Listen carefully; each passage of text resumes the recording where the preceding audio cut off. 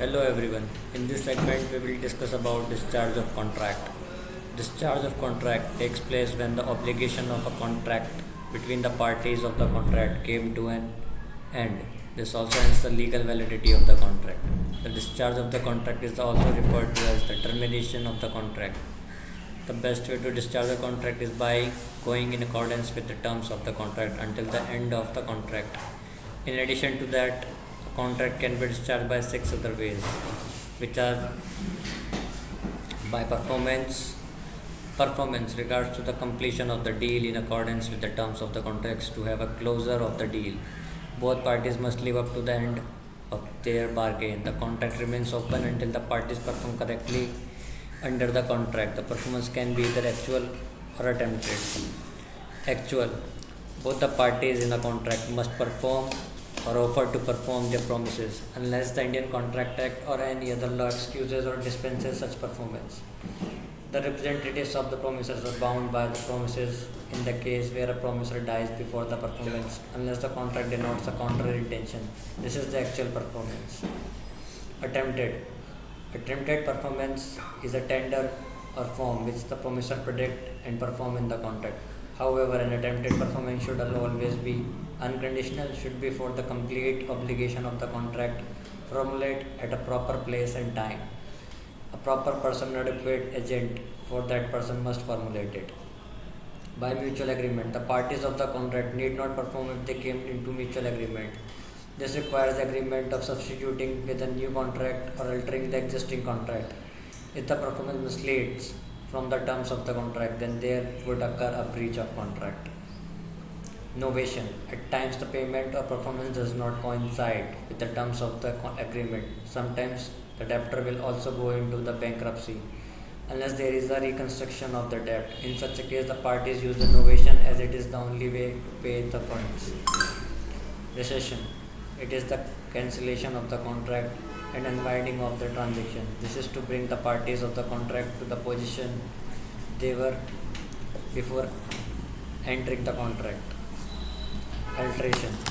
The modification or alteration of the contract with the consent of the parties. The effect of the alteration is the formation of the new contract. Remission. One of the parties allows the other to delay or extend the time of performance or allows to remit in part or as a whole. This means the discharge from the dues, a release from the penalty, forfeiture or debt, pardon of transgression, relinquishment of a right, claim or obligation. Waiver. The waiver refers to a voluntary abandonment or surrender of the rights or privileges of the contract. The waiver is generally in the form of writing.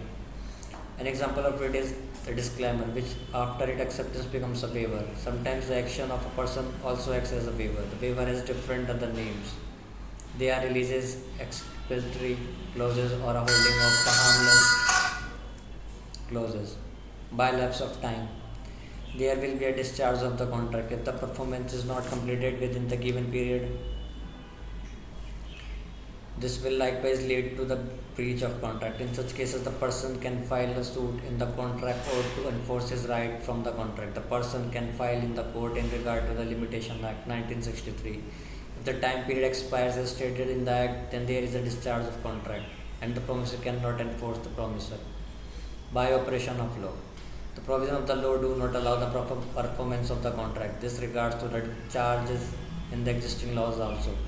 But it does not concern the court order or an agreement. The situations where the authorities the termination of the contract, insolvency, death, alteration in the unauthorized materials merger.